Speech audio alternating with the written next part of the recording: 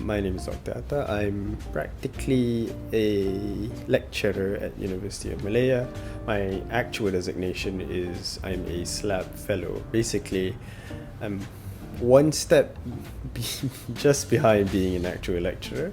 I lecture in drama, I teach effective writing, but mostly my expertise lie with film adaptation and something called stylistics, which is the linguistic study of literature.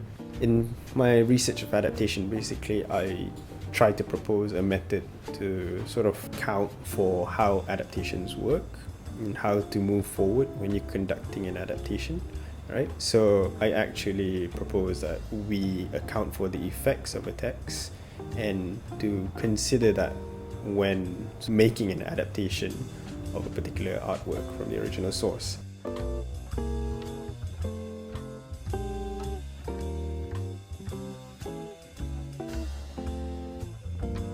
It's because for Bladerunner in particular, it was the text that I use in my master's degree. So when I furthered my PhD, it was a matter of, using the same text because I had a good grip on it, and thus it made analysis much more smoother and much more easier.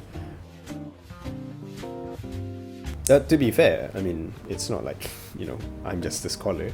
Adaptation as a field has been thriving for the last couple of 100 years, if you think about it.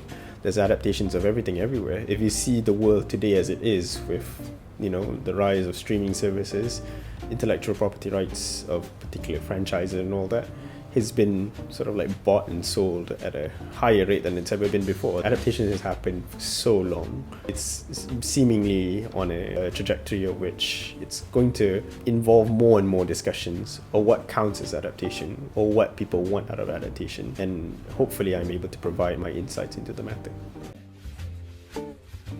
There's a long sort of like line of history as to how I got here, in a sense, how I got into adaptation. When I did my undergraduate degree, I did it in English language and literature. This meant that I did somewhat of a double it's not a double major, but there's an emphasis on both linguistics and also literature.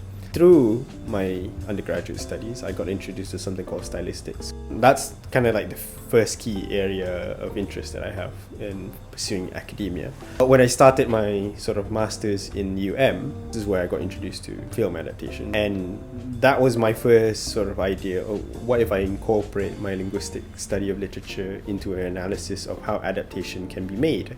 And that's what I did for my master's. When I got into my PhD, I needed a lot more film knowledge rather than what I had in my master's. I furthered my studies at Queen Mary University of London, and it was under the School of Language, Linguistics and Film, which was an incredible fit for me because I did literary studies, I used linguistic theories, and I basically did film adaptation. Got a lot of my sort of like film exposure there in London. Lo and behold, that's how I produced my PhD. That's sort of like the lineage of academia, of how I came about to adaptation. I think one of the things I had to do is basically, it's the joke that I had. It's like, oh, look, you're a film scholar, right? You might have watched a lot of films. No, I watch the same 2 films that I'm studying for the last 3 years because that's what I'm studying, right? So that's basically it. I've watched a lot of the films. I stopped at so many singular frames to sort of like peek through and analyze the sort of things that is being used and then to sort of like look into the footage, behind the scenes material, written books on about it, all materials, right?